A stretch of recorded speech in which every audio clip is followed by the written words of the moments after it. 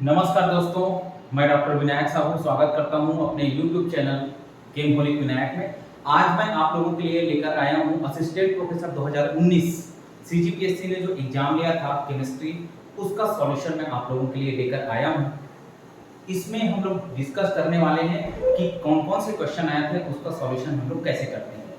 और भी एग्जाम के क्वेश्चंस मैंने सॉल्व करके वीडियो डाले हुए हैं। मैं अपने टेलीग्राम चैनल और व्हाट्सएप चैनल का लिंक और कुछ इंपॉर्टेंट वीडियोस के लिंक आपको डिस्क्रिप्शन बॉक्स में दे रहा हूं, तो आप जरूर जाके उन वीडियोस को देखिएगा, क्वेश्चन सॉल्यूशन के वीडियोस को देखिएगा, बहुत इंपॉर्टेंट है।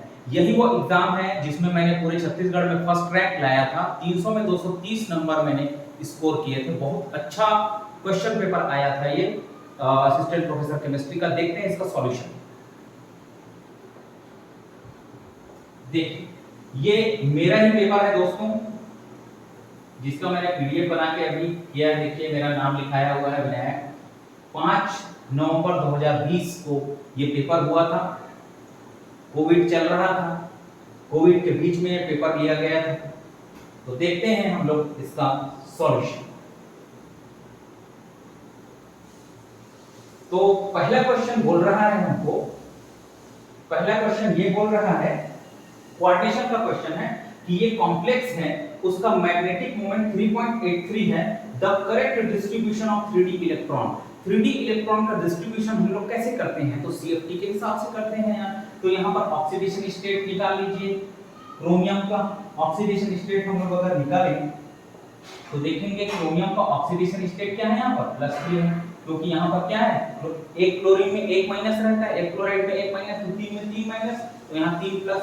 और जो लिगेंड है वाटर, वो क्या है, न्यूट्रल है। तो जो चार्ज ऑन कॉम्प्लेक्स है वही क्या हो जाएगा, क्रोमियम का ऑक्सीडेशन स्टेट। क्रोमियम का oxidation state +3, that means 3d3 क्या हो जाएगा, इलेक्ट्रॉनिक कॉन्फ़िगरेशन 3d3। और 3d3 और ये क्या है भैया, ऑक्टाहेड्रल है, तो ये T2G और ये Eg, ये क्या हो जाएगा, T2G और Eg। अब ये 3d3 इलेक्ट्रॉन को भरोगे dxy, dyz और dxz में, कैसे आएगा, एक एक एक, xy में एक, yz में एक और xz में एक एक इलेक्ट्रॉन आएगा। देखो xy yz xz में एक एक इलेक्ट्रॉन है। देखो ये ऑप्शन हो जाएगा भैया सही। एक क्वेश्चन आपका सही हो गया। 3 है, इसीलिए मैग्नेटिक मोमेंट क्या है, 3 अनपेयर्ड इलेक्ट्रॉन, इसलिए मैग्नेटिक मोमेंट क्या आ रहा है, 3.83 आ रहा है। 4 होता तो 4.90 आता, 2 होता तो मैग्नेटिक मोमेंट 2.83 आता। चलिए, इसलिए ये ऑप्शन हो गया भैया सही। आगे चलते हैं दूसरे क्वेश्चन पे। चलिए, यहां पर पूछा गया है आपको, यहां पर पूछा गया है the crystal field stabilisation energy in octahedral chromium 3 octahedral ligand field increases the order. कुछ नहीं, यहाँ 4 टाइप के लिगेंड दिए हैं भैया, और इसमें क्या पूछा गया है आपको, लिगेंड फील्ड स्ट्रेंथ। तो यहाँ पर चारों में आयोडाइड, वाटर, अमोनिया और साइनाइड में सबसे स्ट्रॉन्ग लिगेंड कौन है, साइनाइड। तो देख लो, सबसे साइनाइड सबसे स्ट्रॉन्ग लिगेंड है, बढ़ जाएगा भैया। अब हम लोग देखेंगे इसका ऑर्डर क्या होता है, ये होता है, ये क्या होता है, आई से चालू होता है, ऐसे आयोडीन, सल्फाइड, ऐसे क्लोराइड, एजाइड, ऐसे। तो ये बढ़ते जाता है। आयोडीन, ब्रोमीन से, आयोडीन वाटर से पहले आता है, अमोनिया से पहले आता है। तो ये हम लोग कर लिए भी। तो ये लिगेंड फील्ड स्ट्रेंथ के हिसाब से ऑर्डर हो जाएगा। अगले में आइए, तीसरा क्वेश्चन। तीसरा क्वेश्चन एकदम लॉजिकल है भाई। Which of the following species act as strong reducing agent? तो आप इलेक्ट्रोकेमिकल सीरीज देखते हैं ना, तो इलेक्ट्रोकेमिकल सीरीज में शुरू में क्या रहते हैं, नेगेटिव वैल्यू वाले रहते हैं, फिर में बीच में क्या रहता है, हाइड्रोजन 0.00, फिर रहता है पॉजिटिव वैल्यू वाला।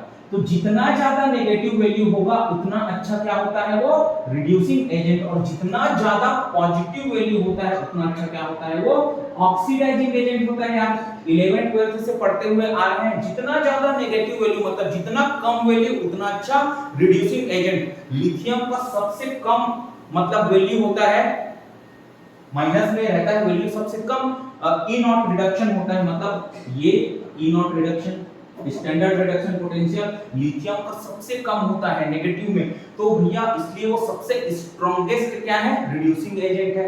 ऐसे ही जो फ्लोरीन है उसका क्या होता है, पॉजिटिव में सबसे ज्यादा होता है, इसलिए वो स्ट्रॉन्गेस्ट ऑक्सीडाइजिंग एजेंट है। तो हम नेगेटिव में वैल्यू देख लो किसका बड़ा है भैया, तो नेगेटिव में वैल्यू देख रहे हैं सबसे बड़ा ये वाला वैल्यू है भैया, तो यही क्या हो जाएगा अपना स्ट्रॉन्गेस्ट रिड्यूसिंग एजेंट हो जाएगा। स्ट्रॉन्गेस्ट रिड्यूसिंग एजेंट, बिल्कुल 5-5 सेकंड में क्वेश्चन बनते थे, ऐसे क्वेश्चन आए हैं भाई। चलिए अगला क्वेश्चन देखते हैं। अगला क्वेश्चन देखिए, अगला question, the correct statement about complex this complex among the following are. अब यहाँ पर ऑक्सीडेशन स्टेट सबसे पहले निकाला है, कोबाल्ट को X और एक क्लोराइड में 1 माइनस, तो 6 में 6 माइनस, इस पे चार्ज -4 है इसलिए -4 लिख दिया भैया। X उधर ट्रांसफर करोगे -4 और ये -6 जाके उधर +6 हो जाएगा, क्या आएगा ऑक्सीडेशन स्टेट +2 ऑक्सीडेशन स्टेट होगा। कोबाल्ट +2 मतलब क्या हो जाएगा भैया 3d7, क्या हो जाएगा 3d7, और 3d7 में इलेक्ट्रॉन भर के देख लो ना जी, 3d7 में इलेक्ट्रॉन भर के देख लो, यहाँ पे 1 2 3 4 5 6 और 7, तो पैरामैग्नेटिक है। हाँ भाई बिल्कुल पैरामैग्नेटिक है। It is low spin complex, नहीं लो स्पिन कॉम्प्लेक्स नहीं भैया, हाई स्पिन कॉम्प्लेक्स है, क्योंकि लिगेंड लगा है वो क्या है, वीक फील्ड लिगेंड है। ऑक्सीडेशन स्टेट +4 बता रहा है, अरे अभी तो +2 निकाले हैं यहाँ, ये स्टेटमेंट भी गलत हो जाएगा। The coordination number of metal is 6, हाँ बिल्कुल कोऑर्डिनेशन नंबर मेटल का कितना है 6 है, 6 क्लोराइड लगे हैं और 6 क्लोराइड क्या है, मोनोडेंटेट लिगेंड है। एक मोनोडेंटेट लिगेंड एक बॉन्ड बनाएगा, तो जितने सिग्मा बॉन्ड बनाता है उसी को क्या बोलते हैं हम लोग, कोऑर्डिनेशन नंबर बोलते हैं मेटल का। तो 6 सिग्मा बॉन्ड मेटल बना रहा है, इसलिए कोऑर्डिनेशन नंबर कितना हो जाएगा 6 हो जाएगा भैया। पहला और चौथा स्टेटमेंट सही है, तो ये option C will be correct, पहला और चौथा स्टेटमेंट सही है। आ जाइए अगले क्वेश्चन में, अगले क्वेश्चन में आइए, which of the following is not a hard acid, which of the following is not a hard acid, कौन सा हार्ड एसिड नहीं है पूछ रहा है। तो हम जब hard soft acid base theory BSc final year में पढ़ते हैं ना, तो क्या पढ़ते हैं, S block elements, early D block elements and early F block elements are hard acids. क्या पढ़ते हैं, S block elements, early D block elements and F block elements and elements in their higher oxidation states are hard acids। तो जो भैया element अपने higher oxidation state में होता है वो हार्ड एसिड होता है। एस ब्लॉक के एलिमेंट और शुरू के डी ब्लॉक के एलिमेंट और एलिमेंट जो अपने हायर ऑक्सीडेशन स्टेट में होते हैं वो हार्ड एसिड होते हैं। तो भैया ये हार्ड एसिड है, ये हार्ड एसिड है, ये भी हार्ड एसिड है, एस ब्लॉक के एलिमेंट्स है भैया, ये नहीं है, ये डी ब्लॉक का एलिमेंट है भैया, ये क्या है भैया, ये सॉफ्ट एसिड है। तो हमको पूछा ही गया है क्या, which of the following is not a hard acid, not a hard acid, that means वो पूछ रहा है हमको सॉफ्ट एसिड। क्या पूछ रहा है जी, सॉफ्ट एसिड पूछ रहा है भैया। चलो तो ये ऑप्शन हो जाएगा ठीक करेक्ट। आ जाओ आगे, आ जाओ। हाँ चलो ये पूछ रहा है कि कौन सा रिएक्शन जो है रेडॉक्स रिएक्शन नहीं है, कौन सा रिएक्शन रेडॉक्स रिएक्शन नहीं है। तो पहला ही रिएक्शन रेडॉक्स रिएक्शन नहीं है, इसमें आप कैल्शियम का ऑक्सीडेशन स्टेट निकाल के देखेंगे ना, तो यहाँ भी +2 है, यहाँ भी +2 है। यहाँ आयरन का ऑक्सीडेशन स्टेट निकालेंगे, जितना यहाँ है उतना यहाँ है, ऑक्सीडेशन स्टेट में कोई चेंज ही नहीं हो रहा है, तो काहे का रेडॉक्स रिएक्शन। ये सिंपल क्या है भैया, डीकंपोजिशन रिएक्शन है। कैसा रिएक्शन है, सिंपल डीकंपोजिशन या डिसोसिएशन रिएक्शन है, जिसमें हीट करने से कैल्शियम कार्बोनेट कैल्शियम ऑक्साइड और CO2 में टूट जाता है। बाकी जगह देखेंगे सारे के सारे जगह ऑक्सीडेशन रिडक्शन हो रहा है, that means redox reaction perform हो रहा है। यहाँ पर इलेक्ट्रॉन का लेना देना चल रहा है, ठीक, यहाँ नहीं चल रहा है। चलो आ जाइए आगे, अगला है which combination could you use to prepare for buffer solution। तो आप लोगों को बफर सॉल्यूशन के बारे में एक जनरल नॉलेज दूं तो बफर सॉल्यूशन क्या होता है। तो बफर सॉल्यूशन में अगर वीक एसिड ले रहे हैं, एसिडिक बफर के लिए वीक एसिड और उसका सॉल्ट क्या लेते हैं, अगर एसिडिक बफर ले रहे हैं तो वीक एसिड और उसी का सॉल्ट, वीक एसिड का सॉल्ट। अब अगर बेसिक बफर ले रहे हैं तो क्या लेंगे, वीक बेस लेंगे और उसी का सॉल्ट लेंगे। तो देख लो ना भैया, एसिड बेस कुछ दिख रहा है क्या यार हमको, यहाँ पे देखो तो ये सोडियम एसिटेट है और ये सोडियम फॉर्मेटर है, दोनों सॉल्ट है, काट दो इसको भैया। यहाँ पर क्या है देखो, सोडियम एसीटेट, ये सॉल्ट हो गया, और ये देखो एसिटिक एसिड, ये क्या है एसिटिक एसिड, तो ये हो गया वीक एसिड और उसका सॉल्ट यार, तो ये क्या हो जाएगा एसिडिक बफर बनाएगा। बफर सॉल्यूशन के लिए हम इस कॉम्बिनेशन को यूज कर सकते हैं। ये देखो यहाँ पर क्या दे रहा है, ये तो स्ट्रॉन्ग एसिड ले लिया, यही गलत हो गया, और स्ट्रॉन्ग इलेक्ट्रोलाइट भी ले लिया, गलत है। यहाँ पर स्ट्रॉन्ग एसिड ले लिया, गलत हो गया, और यहाँ पर क्या ले लिया है, दोनों सॉल्ट ले लिया है, तो ये ऑप्शन क्या हो जाएगा, बी सही होगा, वीक एसिड और उसका सॉल्ट विद स्ट्रॉन्ग बेस। आगे the oxidation numbers of each of the sulfur atom in the following compounds respectively। चलो भैया इसको आप आराम से करोगे ना तो ये हो जाता है। जैसे कि इसमें ऑक्सीडेशन स्टेट निकालें तो ये सोडियम थायोसल्फेट है, ये एक सोडियम में एक पॉजिटिव, तो दो में दो पॉजिटिव, दो सोडियम में दो पॉजिटिव, तो यहाँ दो नेगेटिव लग जाएगा भैया, तो 2x और -2 into 3 is equal to -2, 2x is equal to -2 plus 6, ये -6 उधर जाएगा तो +6 हो जाएगा। अब क्या हो जाएगा भैया, -2 plus 6, 2x is equal to +4, अरे +4 को दो भाग में बांट दो ना, क्या हो जाएगा जी +2 हो जाएगा, क्या हो जाएगा +2 ऑक्सीडेशन स्टेट, क्या हो जाएगा +2 ऑक्सीडेशन स्टेट हो जाएगा। तो भैया +2 ये वाला ऑप्शन काट दो। अब हमारे जिंदा है कितने ऑप्शन, 1 2 3 ऑप्शन जिंदा है। अब हम लोग देखते हैं कौन सा, ये सोडियम टेट्राथायोनेट है, क्या है ये सोडियम टेट्राथायोनेट, इसको मिटा रहा हूं ना, सोडियम टेट्राथायोनेट कैसे दिखता है, ये बना हुआ है फिर भी मैं बना देता हूं। ये देखो ये ऐसे रहता है, ये टेट्राथायोनिक एसिड होता है ना सल्फ्यूरिक एसिड का, उसी का डेरिवेटिव तो है जी और कुछ नहीं। ये देखो भैया ये यहाँ सोडियम लगा रहता है और यहाँ सोडियम लगा रहता है ऐसे, तो हमको पता है इसका ऑक्सीडेशन स्टेट देखो 1 2 3 और 2 5, सल्फर के साथ कोई भी ऑक्सीडेशन स्टेट एक्सचेंज नहीं करता है। यहाँ +5, यहाँ 0 ऑक्सीडेशन स्टेट, यहाँ 0 ऑक्सीडेशन स्टेट और +5, तो क्या क्या ऑक्सीडेशन स्टेट होता है सल्फर का, +5 0 0 +5, +5 0 0 +5, एक ही ऑप्शन में दिख रहा है यार, यहीं से क्या हो जाएगा भैया, ये ऑप्शन हमारा सही हो जाएगा। सोडियम थायोसल्फेट से सल्फर का ऑक्सीडेशन स्टेट +2 आ गया, उसके बाद +5 0 0 +5, फिर इसका निकालो, इसका भी आसानी से निकल जाएगा, +4 आता है, तो ये ऑप्शन हो जाएगा आपका सही। तो ये क्वेश्चन आया है मेन ग्रुप एलिमेंट से, जहां पर सल्फर के ऑक्सी एसिड और उसके सॉल्ट में हम करस्पॉन्डिंग ऑक्सीडेशन स्टेट निकालते हैं, किसका, सल्फर का, ठीक है।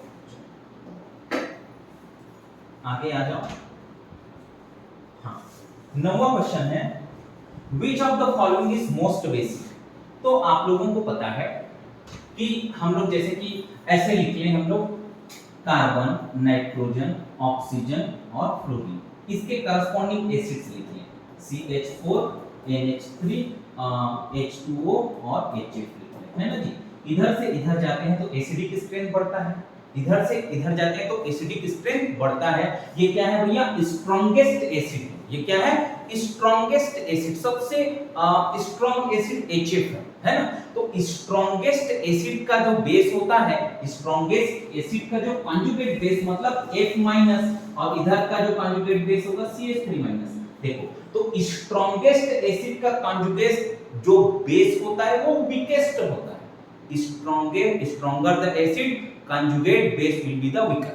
तो ये स्ट्रॉन्गेस्ट एसिड का कंजुगेट बेस वीक है, तो इधर का कंजुगेट बेस क्या हो जाएगा, स्ट्रॉन्गेस्ट हो जाएगा यार, तो ये क्या हो जाएगा स्ट्रॉन्गेस्ट बेस। ये देखो ये ऑप्शन सही हो जाएगा, सिंपल सा कॉन्सेप्ट है 11th 12th का। चलिए ये हो गया भैया, चलो आ जाओ आगे आ जाओ आप, अगला क्वेश्चन 10वां में देखो। 10वां में क्या बोल रहा है, what is the pH of this. ये देखो दशमलव के बाद 1 2 3 और 4 है ना, तो ये इसको चेंज करेंगे हम लोग तो कैसे हो जाएगा, concentration H+ ion concentration HCl है, तो फार्मूला क्या होता है जी, pH - log hydrogen ion concentration, है ना। तो pH - log ये हो जाएगा 1 into 10 to the power minus 4। अब इसको सॉल्व करोगे भैया, है ना, तो क्या हो जाएगा -4 log 10। और log 10 की वैल्यू 1 होता है, माइनस माइनस प्लस हो जाएगा, pH क्या हो जाएगा भैया 4 हो जाएगा यार। pH क्या हो जाएगा 4। अरे 9वीं क्लास के क्वेश्चन है भाई, 9वीं क्लास का, 9वीं क्लास में सॉल्व करते हैं इस लेवल के क्वेश्चन, है ना। तो ये है भैया pH 4। आ जाइए आगे। Hydrogen associated with carbon of acetylene क्या होता है? अरे इसको 11th क्लास में हम लोग पढ़ते हैं ना कि एसिटाइलिन से लगा हुआ जो हाइड्रोजन होता है वो कैसे नेचर का होता है भैया? एसिडिक नेचर का होता है यार। ये देखो एसिडिक नेचर, खत्म करो काम, एसिडिक नेचर का होता है। चलो आ जाओ। अब पूछा है the order of reactivity, the order of reactivity of pyrrole, thiophenes, furane and benzene is। The order of reactivity of pyrrole, thiophenes, furane and benzene is। तो ये रिएक्टिविटी का ऑर्डर और इसके एरोमेटिसिटी का ऑर्डर मैंने बहुत अच्छे से आप लोगों को समझाया है। एरोमेटिसिटी करके एक वीडियो है, 1-1.5 घंटे का लेक्चर है जिसमें कंप्लीट मैंने एरोमेटिसिटी आप लोगों को पढ़ाया है और सारे कॉन्सेप्ट जो एरोमेटिसिटी से आते हैं सारे एग्जाम्स में, चाहे वो नेट हो, गेट हो, सेट हो, कुछ भी हो, जिसमें एरोमेटिसिटी के क्वेश्चन, हर टाइप के क्वेश्चन मैंने वहां कराए हैं। तो वीडियो का लिंक मैं डिस्क्रिप्शन में डाल रहा हूं, आप लोग जाके जरूर देख लेना, वहां पे रिएक्टिविटी ऑर्डर वाला भी मिल जाएगा यार। सबसे ज्यादा रिएक्टिव कौन होता है? सबसे ज्यादा रिएक्टिव कौन होता है भैया?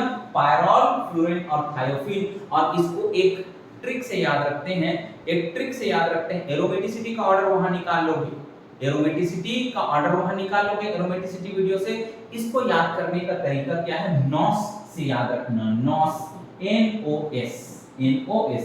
नाइट्रोजन किस में रहता है? पायरॉल में। ऑक्सीजन किस में रहता है? फ्यूरेन में। सल्फर किस में रहता है? थायोफीन में। तो रिएक्टिविटी का ऑर्डर मतलब नॉस, नॉस मतलब N से पायरॉल, O से फ्यूरेन और S से थायोफीन। चलिए तो बी ऑप्शन हो जाएगा करेक्ट। ये देखो, ये नॉस से मैंने सॉल्व किया, उसी समय का सॉल्यूशन है। हाँ चलो आ जाओ भैया 13वां क्वेश्चन। 13वां क्वेश्चन देखिए भैया, hydrolysis of an ester gives an acid X and an alcohol Y। तो एस्टर का हाइड्रोलिसिस होता है तो क्या बनता है भैया? एक एसिड बनता है, अल्कोहल बनता है ना। तो एसिड को X बोल रहा है, अल्कोहल को Y बोल रहा है। The X reduces failing solution and oxidation of Y gives X। चलो तो मैं आपको एक एग्जांपल से सॉल्व कराता हूं, जो मतलब जो ऑप्शन सही है उसी से सॉल्व करा देता हूं। जैसे कि एक एस्टर ले लूंगा, ये ले रहा हूं मैं मिथाइल फॉर्मेट। ये क्या ले रहा हूं? मिथाइल फॉर्मेट ले रहा हूं। इसका हाइड्रोलिसिस कराएं, इसका क्या कराएं? हाइड्रोलिसिस कराएंगे जी। तो क्या बनेगा? एक एसिड बनेगा, ये एसिड बन गया और एक अल्कोहल बनेगा भैया। तो एसिड को क्या बोला है? वो X और जो अल्कोहल बनेगा उसको Y। अब ये क्या करता है? फेलिंग सॉल्यूशन को रिड्यूस करता है, फेलिंग सॉल्यूशन को रिड्यूस करता है। हाँ भैया रिड्यूस करता है, ठीक है कोई दिक्कत नहीं है। अब ऑक्सीडेशन ऑफ Y का ऑक्सीडेशन करें हम तो X मिलता है। तो भैया ये क्या है? अल्कोहल है। ये क्या है? अल्कोहल है, एक कार्बन का अल्कोहल है। अगर इसका ऑक्सीडेशन करेंगे ना तो एक कार्बन का एसिड बनेगा, that is formic acid, that is formic acid. तो मिथाइल फॉर्मेट वाला ऑप्शन सही होगा। इसी के जगह अगर मैं मिथाइल एसीटेट ले लूं, ये देखो ये बनाया भी हुआ है, ये देखो इसी की जगह अगर हम लोग मिथाइल एसीटेट ले तो मिथाइल एसीटेट क्या बनाएगा? एसिटिक एसिड बनाएगा और क्या बनाएगा? मिथेनॉल बनाएगा, है ना। तो हमको क्या देखना था? लास्ट में जो बोला है उसने Y का ऑक्सीडेशन X दे रहा है इसका, तो Y का ऑक्सीडेशन करोगे, मिथेनॉल इधर भी बन रहा है, इसका ऑक्सीडेशन करोगे तो क्या दो कार्बन का एसिड बनेगा? नहीं बनेगा भैया। एक कार्बन का अल्कोहल है तो एक कार्बन का एसिड बनेगा। ऐसे ही सारे ऑप्शन कट जाएंगे। तो इसमें जो मिथाइल फॉर्मेट है वो सही option C option will be correct. चलो आ जाओ भैया इधर, आ जाओ। चलो इसमें RS निकालना है, इसमें क्या निकालना है? RS निकालना है। तो इधर का पार्ट साफ सुथरा है, मैं इधर निकाल के आप लोगों को समझाता हूं बढ़िया से। चलो देखो ध्यान से, ये देखो ये वेज में है ये, और डैश में तो हाइड्रोजन है ना भैया, कुछ नहीं दिख रहा है तो यार ये, और हाइड्रोजन जहां रहता है उस बेचारे को चौथा नंबर दे दो, और इधर डैश में कुछ है तो वेज वाला में हाइड्रोजन होगा, उस इस बेचारे को भी चौथा नंबर दे दो। हाँ, ये पहला नंबर का कार्बन है और ये दूसरे नंबर का कार्बन है, ऐसा बना के वो दिया है। चलो अब इसमें नंबरिंग कर लो। एक, अब देखो इस कार्बन, इसको ऑक्सीजन, ये हाईएस्ट एटॉमिक नंबर वाला है, इसलिए एक नंबर दिए।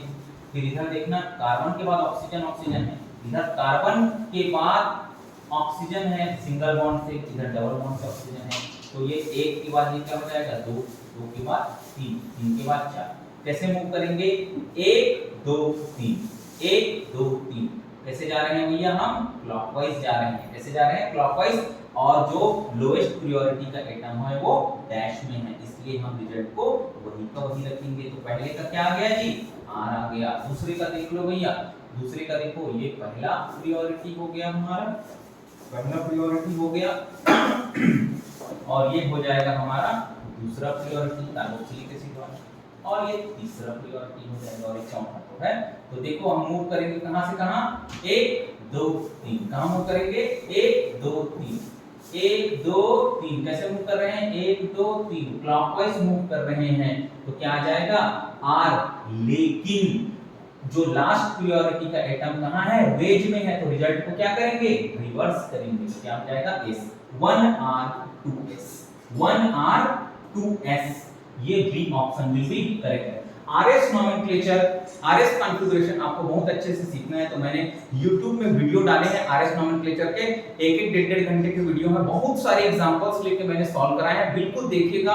एकदम कठिन से कठिन सवाल भी आपको बिल्कुल विद इन सेकंड्स बन जाएगा, आपको देखते ही बन जाएगा भैया। तो वीडियोस देख लेना मेरे चैनल पे, बहुत अच्छे से मैंने बताया समझाया है आपको। चलिए 15th नंबर का क्वेश्चन देखेंगे।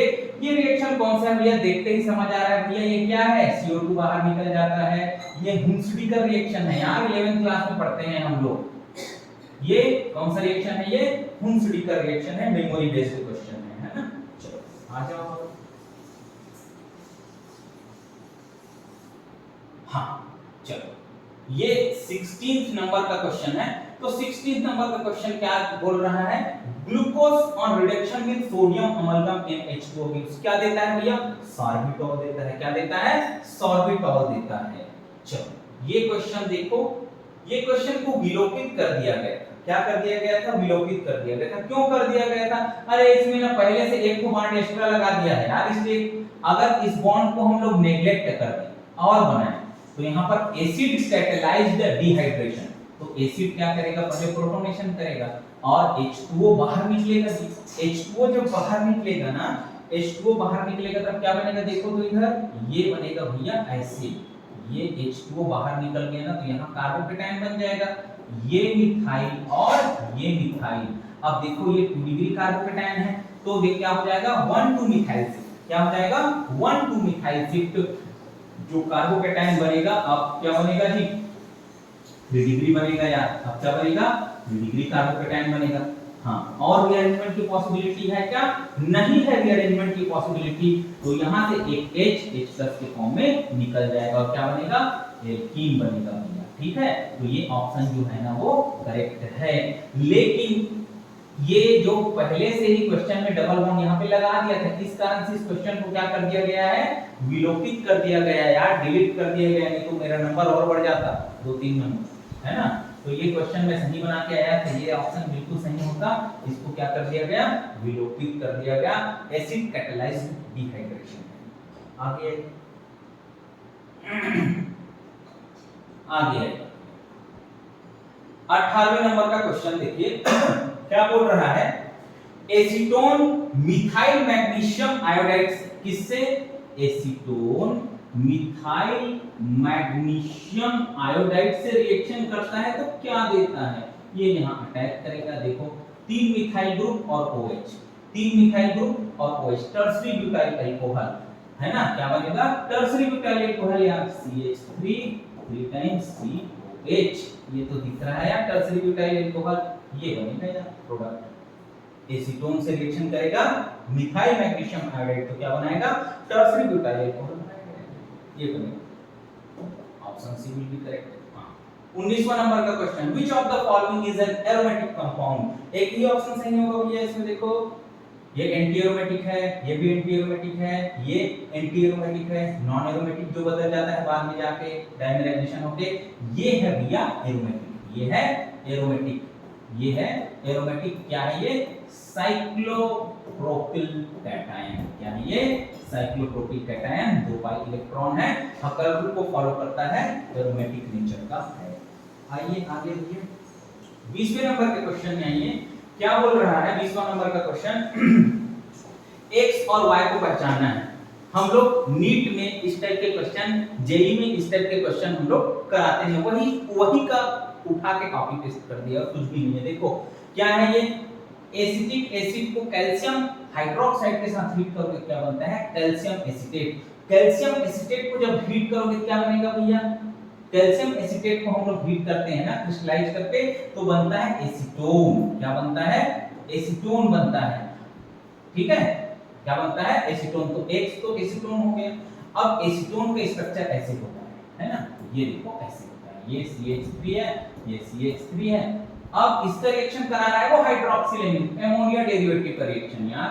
तो ये देखो भैया हाइड्रोक्सिल अमीन से जब रिएक्शन करेगा तो H2O बाहर निकल जाता है, तो क्या बन जाएगा? देखो ये बन जाएगा यार, ऑक्सीजन बन जाएगा, तो ये N, तो ये हो जाएगा हमारा option B will be correct. एकदम सिंपल सा सवाल है 11 का, ये ऑप्शन हो जाएगा। अगला है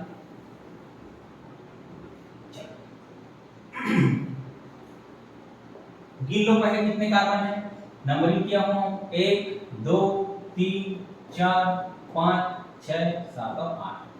तो ऑक्टा ट्राइकिंतो है, 3 ठो डबल बॉन्ड है मतलब ट्राइकिन है, और 8 कार्बन है मतलब ऑक्टा ट्राइकिंतो है, सब जगह ऑप्शन में मिलेगा।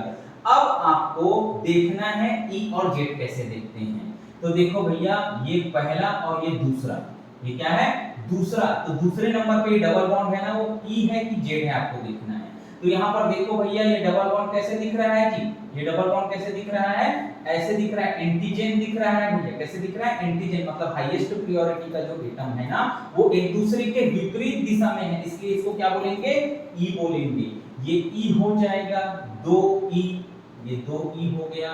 फिर चौथे नंबर के कार्बन में जो बॉन्ड है वो कैसे दिख रहा है आपको? ऐसे दिख रहा है, सेम साइड दिख रहा है। तो जो सेम साइड होता है उसको बोलते हैं जेड। जेड मींस जूसामेन, जूसामेन मींस होता है टुगेदर, एक तरफ। तो 2E 4Z, उसके बाद 6 वाला फिर क्या दिख रहा है जी? E दिख रहा है। 2E 4Z 6E ऑक्टा ट्राइइन, ये हो जाएगा भैया इसका सही आयुपैक है। ठीक है, ऐसे सॉल्व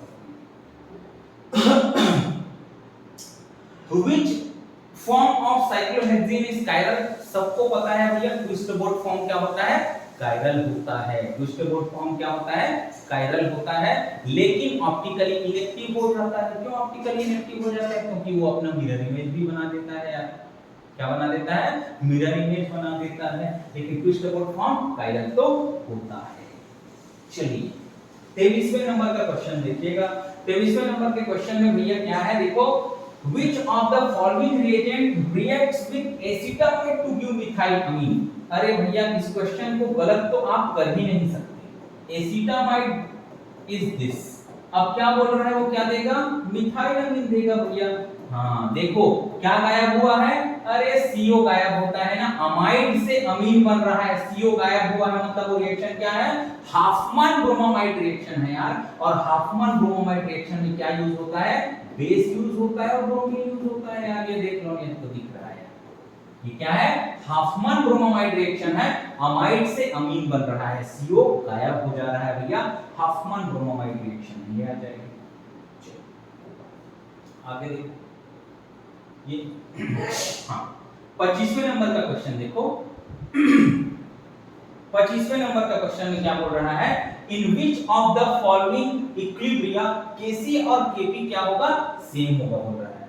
Kc और Kp सेम कैसे होगा? तो हमको पता है जी फॉर्मूला क्या, एक फॉर्मूला लिखा हुआ है ना, Kp is equal to Kc RT to the power del n। और डेल एन क्या होता है भैया, number of gaseous reactant of product minus gaseous reactant, gaseous molecules of reactant. Product और रिएक्टेंट का नंबर क्या होना चाहिए, गैसियस में हमको निकालना है। तो जहां पर डेल एन की वैल्यू 0 हो जाए, डेल एन की वैल्यू 0 हो जाएगा ना, तो देखो Kp Kc RT to the power, del N का वैल्यू 0 रखोगे तो किसी का पावर 0 मतलब उसका वैल्यू क्या हो जाता है 1, उसका वैल्यू क्या हो जाता है, इसका पावर रखोगे तो इसका वैल्यू क्या हो जाएगा 1, तो Kp और Kc क्या हो जाएगा बराबर। तो हमको देखना है रिएक्टेंट और प्रोडक्ट में बराबर बराबर मॉलिक्यूल किधर है। तो देखो इधर H2I2 1 1 2 और इधर 2, तो इसका डेल एन का जो वैल्यू है वो 0 आएगा। डेल एन का वैल्यू 0 आया मतलब Kp और Kc क्या हो जाते हैं, बराबर हो जाते हैं। ये केमिकल इक्विलिब्रियम का क्वेश्चन है, बहुत आसान क्वेश्चन है। चलिए अगला, all processes of the universe are, जो यूनिवर्स में होने वाली घटनाएं हैं जैसे वो क्या होते हैं इरिवर्सिबल, जैसे नदी बह रहा है वो वापस थोड़ी आएगा, जैसे मैं बोल दिया हूं अब उसको बोले हुए शब्द को मैं वापस नहीं ले सकता अनटिल अनलेस अगर मैं कोई वॉइस रिवर्स करने वाला मशीन यूज ना करूं। तो जो प्रोसेस हो रहा है यूनिवर्स में क्या है भैया, वो इरिवर्सिबल है, जिसको हम लोग पढ़ते हैं इरिवर्सिबल थर्मोडायनामिक्स। ये क्वेश्चन गलत है, गिब्स हेल्महोल्ट्ज क्वेश्चन का। हां अब ये बहुत लॉजिकल क्वेश्चन है यार, 28वें नंबर का देखिएगा इसको ध्यान से।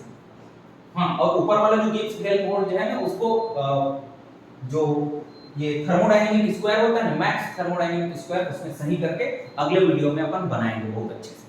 चलो अब एकदम लॉजिकल क्वेश्चन है, बिल्कुल सोचते हैं और अप्लाई करते हैं थर्मो डेली लाइफ में कैसे, उसको उसके ऊपर बेस्ड है। इसको देखिएगा ध्यान से, है ना। क्या बोल रहा है, in order to decompose 9 gram of water इतना हीट रिक्वायर्ड होता है। 9 ग्राम वाटर को डिकम्पोज करने के लिए इतना हीट रिक्वायर्ड है। तो hence the enthalpy of formation of water, तो हमको पहले डिकम्पोज का क्या दिया है, वो 9 ग्राम को डिकम्पोज कर रहे हैं तो इतना एनर्जी। 9 ग्राम को क्या कर दूं मैं, H2O का क्या होता है मोलर मास 18 होता है, वो आधा मोल का बोल रहा है, मैं 1 मोल का निकाल लेता हूं ना यार, मोलर एंथैल्पी। तो देखो in order to decompose 9 gram of water इतना लग रहा है, तो मैं 18 ग्राम का निकालूं कितना हो जाएगा, ये 285 हो जाएगा। कितना लगेगा, 285 किलो जूल। किसको, 18 ग्राम वाटर, है ना, 18 ग्राम वाटर को डिकम्पोज करने के लिए इतना हीट लगेगा, पॉजिटिव एनर्जी इतना लगेगा। तो उतने ग्राम 18 ग्राम वाटर को फॉर्म करने में कितना एनर्जी रिलीज हो गया। अरे जितना 1 मोल को डिकम्पोज करने में एनर्जी लग रहा है उतना एनर्जी 1 मोल फॉर्म होगा तब लगेगा यार। तो क्या हो जाएगा आंसर भैया, -285 किलो जूल। कितना हो जाएगा, -285 किलो जूल। बिल्कुल ये मनगणित टाइप का था भाई, मतलब अपन मन में सोच के बना सकते थे। 9 ग्राम को डिकम्पोज करने के लिए इतना चाहिए था, तो 18 ग्राम मतलब 1 मोल को डिकम्पोज करने के लिए प्लस 285 की जरूरत थी डिकम्पोज करने के लिए। तो फॉर्म होने के लिए कितना चाहिए, तो फॉर्म होने के लिए क्या चाहिए, साइन, बस नेगेटिव चेंज हो जाएगा यार। फॉर्मेशन और डिकम्पोजिशन का एनर्जी 1 मोल के लिए बिल्कुल सेम होगा, बस साइन चेंज होगा। एक में एनर्जी हमको देना है जब डिकम्पोज करना है, और फॉर्मेशन में क्या होगा, एनर्जी रिलीज होगी। तो जो डिकम्पोजिशन में एनर्जी लग रही है उसी का साइन उलट देंगे तो आंसर आ जाएगा। ये देखो आ गया, आ जाओ। हां ये क्वेश्चन देखो यार, ये देखो इसमें ये सेल रिएक्शन दिया हुआ है, कैथोड एनोड की वैल्यू दिया हुआ है और पूछ रहा है del G naught, del G naught पूछ रहा है। ये क्या होता है भैया, -NFE0 सेल है ना। चलो तो इसमें जिंक है यार, जिंक सेल है, जिंक वाला सेल है, 2 इलेक्ट्रॉन चेंजेस हो रहे हैं, तो क्या हो जाएगा वैल्यू -2, फैराडे की वैल्यू 96500 इनटू ई सेल क्या होता है, ई कैथोड माइनस ई एनोड। तो कैथोड भैया कौन है, कॉपर है जिसका वैल्यू 0.34 है, माइनस एनोड क्या है, एनोड ये है भैया -0.6, मतलब कितना हो जाएगा 1.10 पॉजिटिव है, मतलब सेल वर्किंग है। तो कर दो, तीनों को मल्टीप्लाई करोगे, ये तीनों को मल्टीप्लाई करोगे तो भैया यहाँ पर मैं मल्टीप्लाई करके भी रखा हूँ, जो एग्जाम के समय में सॉल्व किया था। ये देखो, ये मल्टीप्लाई करके रखोगे कितना आएगा, ये मल्टीप्लाई करके रखोगे तो ये कुछ आ रहा है 2 1 2 3 0 0 0, है ना, ऐसे। तो इसको किलो जूल अपन को दिख रहा है, हाँ किलो जूल में लाना है अपन को, किसमें लाना है, किलो जूल में लाना है। अपन का जो आ रहा है वो जूल में आ रहा है यार, है ना, तो किलो जूल में लाना है। 1000 को क्या करोगे, डिवाइड करोगे तो वैल्यू आ जाएगा भैया 212.33 किलो। ये चलिए इलेक्ट्रोकेमिस्ट्री का क्वेश्चन है। A piece of ice kept at room temperature makes its own. This reaction governed by which law? Second law of thermodynamics है।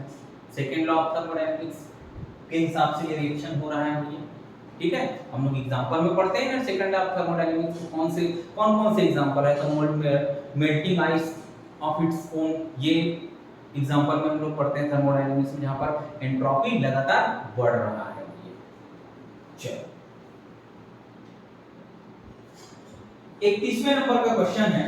31वें नंबर का क्वेश्चन क्या बोलता है, रमन इफेक्ट इज, क्या है Raman effect, in elastic scattering of light. क्या है, in elastic scattering of light. हाँ भाई, एक तो इन इलास्टिक स्कैटरिंग में दो टाइप का होता है, एक तो स्टोक्स लाइन मिलता है, एक तरफ एंटी स्टोक्स लाइन मिलता है, और बिल्कुल इलास्टिक स्कैटरिंग होता है उसको क्या बोलते हैं हम लोग, रेले वाला लाइन, रेले लाइन बोलते हैं।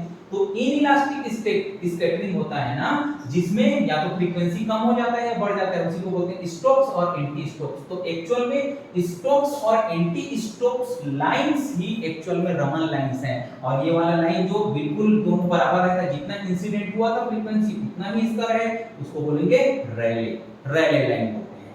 तो ये भैया इतने क्वेश्चन मैंने आप लोगों को इस पार्ट में कराए हैं, और अगले पार्ट के वीडियो के जो लिंक्स हैं मैं इसी के डिस्क्रिप्शन बॉक्स में डाल दूंगा। टेलीग्राम चैनल आप लोग लिंक से ज्वाइन करिए, व्हाट्सएप चैनल ज्वाइन करिए, ये ऐसे क्वेश्चंस प्रैक्टिस सॉल्यूशन में डालता रहूंगा वहां पर, और केमिस्ट्री से रिलेटेड सारी वैकेंसीज और उससे रिलेटेड क्वेश्चन के सॉल्यूशन में पोस्ट करता रहूंगा। Thank you very much for watching.